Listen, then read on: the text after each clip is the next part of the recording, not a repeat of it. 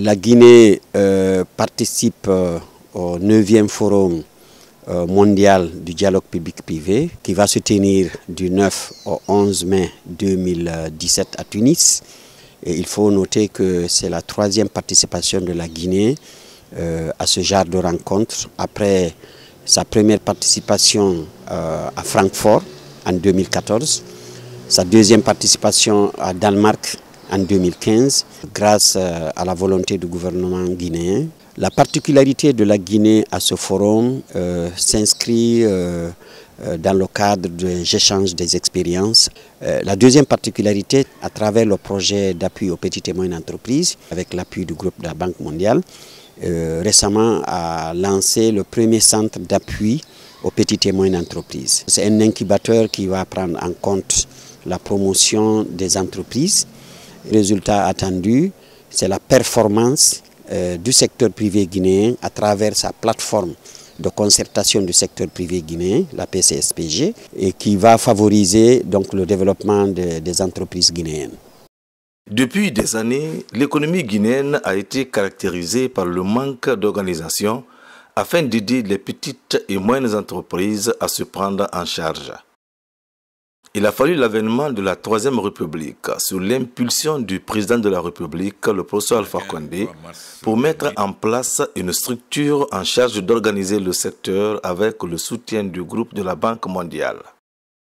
Grâce à l'appui de cette institution, une organisation dénommée Plateforme de concertation du secteur privé guinéen a été mise en place avec une représentation des organisations socio-professionnelles et patronales qui constituent l'interface du secteur public lors des travaux du dialogue public-privé.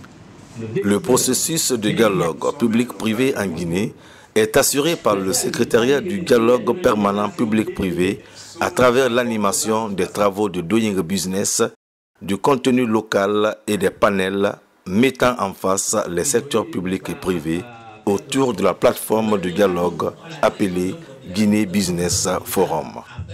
Le GBF, le Guinée Business Forum, va être opérationnel. Cela dénote de l'effort qui a été consenti et par le gouvernement et par le secteur privé pour pouvoir mettre cet organe qui est un organe indispensable pour booster les réformes dans le pays, afin que le secteur privé puisse vraiment, avec son appui, aider l'administration à corriger ou à améliorer les obstacles qui sont un frein à l'épanouissement de ce secteur.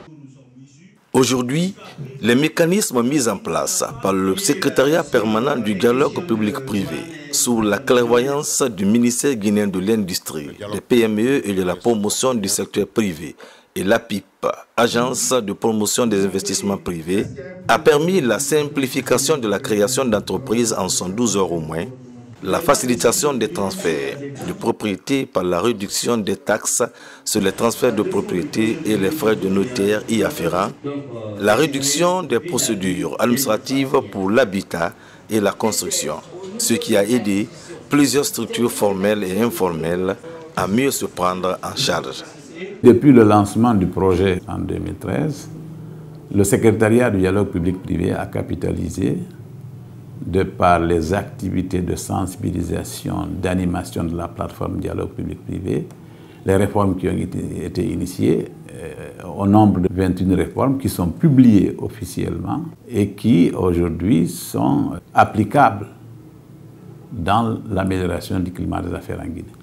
Ainsi, la Guinée a gagné des points et des places dans le classement Doing Business de la Banque mondiale.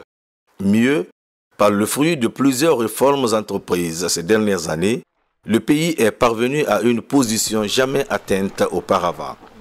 Ainsi, la Guinée est classée 163e sur 190 pays évalués.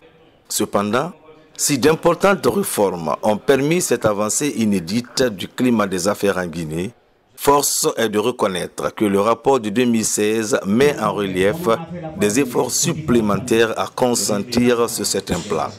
Il s'agit notamment des aspects liés à l'obtention de crédits, au paiement des impôts ou encore à la création d'entreprises. Autant de défis que le gouvernement et ses partenaires s'évertueront sans aucun doute à relever au cours des prochains mois. On ne peut pas donner tous les jours de l'argent à toutes les femmes.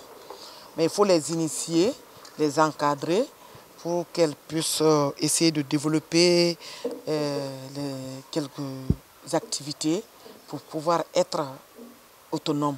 Depuis 2013, nous faisons la transformation des produits locaux. Donc non seulement nous transformons, mais nous commercialisons. Nous organisons ce qu'on appelle des réunions de brainstorming. Les réunions de brainstorming, c'est là où on fait appel aux entreprises pour venir évaluer à mi-parcours la formation que nous donnons.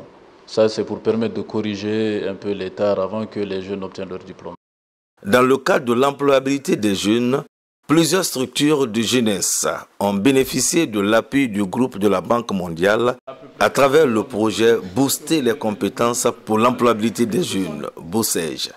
Ces appuis ont conduit à la création de plusieurs activités créatrices de revenus pour les couches juvéniles et féminines que le président Alpha Condé a inscrit dans ses axes prioritaires de son second mandat. Je crois que c'est des jeunes leaders dans le secteur de l'entrepreneuriat, hommes et femmes qui ont été choisis pour aller bénéficier en tout cas de l'expérience des autres, échanger avec les autres de ce que nous faisons au pays, s'inspirer du modèle qui a réussi ailleurs.